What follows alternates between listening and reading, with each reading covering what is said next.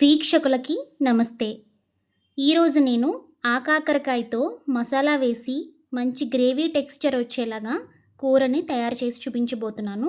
కొన్ని ప్రాంతాలలో ఈ కూరగాయని ఆకాకరకాయ అని, మరికొన్ని చోట్ల బోడకాకరకాయ అని పిలుస్తూ ఉంటారు. వర్షాకాలంలో మాత్రమే లభిస్తూ అత్యధిక పోషకాలను మనకి అందిస్తుంది ఈ ఆకాకరకాయ. అయితే మిగతా కూరగాయలతో పోలిస్తే కాస్త ధర ఎక్కువైనప్పటికీ ఈ బోడకాకరకాయ అందించే పోషకాలు వెలకట్టలేనివి. కాబట్టి కాలానుగుణంగా లభించే ఇటువంటి కూరగాయలను మన ఆహారంలో భాగంగా చేర్చుకోవడానికి ఈ వంటకాన్ని ప్రయత్నించి చూడండి. కూరని తయారు చేసే ముందు ఈ బోడకాకరకాయల్ని శుభ్రంగా క్లీన్ చేసుకోవాలి. దీని చర్మం మీద ముళ్ళతో కూడుకున్న గరుకుదనం ఉండటం వలన ఇందులోకి కొంత డస్ట్ ఇరుక్కుని ఉంటుంది. ఆ దుమ్మును క్లీన్ చేయడానికి అనుకూలంగా ఉండడం కోసం ఇలా నైఫ్తో కానీ పీలర్తో కానీ పైన చెక్కుకుంటే నీళ్లతో కడిగినప్పుడు సులువుగా ఆ డస్ట్ పోతుంది. ఇలా మనం తీసుకున్న బోడకాకరకాయలన్నిటినీ ఈ విధంగా పైన చెక్కు తీసి నీళ్లతో శుభ్రంగా కడిగి తీసుకోవాలి. ఈ విధంగా శుభ్రం చేసుకున్న ఒక్కొక్క ఆకాకరకాయను 6 ముక్కల కింద ఇలా పొడవుగా కట్ చేసుకొని ముదురుగా ఉన్న గింజల్ని తీసేయాలి. లేతగా ఉన్నవి తీయకపోయినా పర్వాలేదు. ఇలా కట్ చేసుకుని పక్కన ఉంచుదాం. ఇప్పుడు ఈ కూరకి మంచి గ్రేవీ టెక్స్చర్ రావడం కోసం ఒక చిన్న మసాలాని ప్రిపేర్ చేసుకుందాం. అందుకోసం ఒక మిక్సర్ జార్లోకి 2 టేబుల్ స్పూన్ల ధనియాలు, 1 టేబుల్ స్పూన్ జీలకర్ర, 3/4 టీ స్పూన్ గసగసాలు, 3 లవంగాలు, చిన్న దాల్చిన చెక్క, 1 ఇలాచీ వేసుకుని పౌడర్ చేయాలి. ఇలా మసాలా పౌడర్ చేసుకున్న తర్వాత నానపెట్టిన ఒక 10 జీడిపప్పుల్ని వేసి కొద్దిగా నీళ్లు పోసి మెత్తని పేస్ట్ చేసుకోవాలి.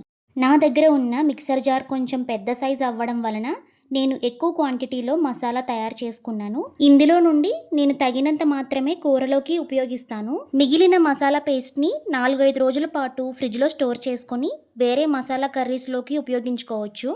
కూర వండడానికి స్టవ్ మీద ఒక కడాయి పెట్టుకుని అందులోకి 3 టేబుల్ స్పూన్ల ఆయిల్ వేసి ఆయిల్ని వేడి చేసుకోవాలి. తర్వాత 4 పెద్ద ముక్కలుగా తరిగిన ఉల్లిపాయలను వేసి 4 పచ్చిమిర్చి చీలికలు కూడా వేసి ఉల్లిపాయ బాగా వేగే వరకు వేయించుకోవాలి. ఉల్లిపాయ వేగిన తర్వాత 1 స్పూన్ అల్లం వెల్లుల్లి పేస్ట్, 1/2 స్పూన్ పసుపు వేసి పచ్చివాసన పోయే వరకు వేయించుకోవాలి. వేయించిన ఉల్లిపాయలు ట్రాన్స్పరెంట్గా మారిన తరువాత మనం ముందుగా శుభ్రం చేసి పెట్టుకున్న ఆకాకరకాయ ముక్కలని కూడా వేసి కూరకి తగినంత ఉప్పు వేసి ఉల్లిపాయ ముక్కలు పైకి వచ్చి ఆకాకరకాయ ముక్కలు క్రిందికి వెళ్ళేలాగా నేను చూపిస్తున్న విధంగా కూరని కుదుపుకొని ఒక 20 నుండి 25 నిమిషాల పాటు లో ఫ్లేమ్లో ఆకాకరకాయ ముక్కలను మగ్గించుకోవాలి. ముక్కలు మగ్గిపోయిన తర్వాత 1 టేబుల్ స్పూన్ కారం వేసి ముక్కలకి పట్టేలాగా కలుపుకొని ముక్కలు మునిగే వరకు నీళ్లు పోసి కూరని అడుగంటకుండా గరిటెతో ఒకసారి కలుపుకొని మూత పెట్టి ఉడికించుకోవాలి. కూర దగ్గర పడుతుండగా మనం ముందుగా తయారు చేసుకున్న మసాలా పేస్ట్లో నుండి 1 స్పూన్ మసాలా పేస్ట్ని తీసుకుని కూరలోకి కలుపుకొని కూర దగ్గర పడే వరకు ఉడికించుకోవాలి. చివరిలో సన్నగా తరిగిన ఒక గుప్పెడ కొత్తిమీర తరుగును కూడా వేసి కూరలో ఆయిల్ పైకి తేలాక స్టవ్ ఆఫ్ చేసి మూత పెట్టి ఒక 10 నిమిషాలు అలా వదిలేయండి. కూర వండిన ఒక 10 నిమిషాల తర్వాత ఈ కూర సర్వ్ చేసుకోవడానికి రెడీ అయిపోయినట్లే. చూస్తున్నారు కదా ఎంత క్రీమీ టెక్స్చర్తో ఈ కూర వచ్చిందో. అన్నంలోకే కాదు రోటీ చపాతీల్లో కూడా చాలా బాగుంటుంది ఈ కూర. మీరు కూడా తప్పకుండా ప్రయత్నించి ఎలా వచ్చిందో కమెంట్ బాక్స్లో తెలియచేయండి.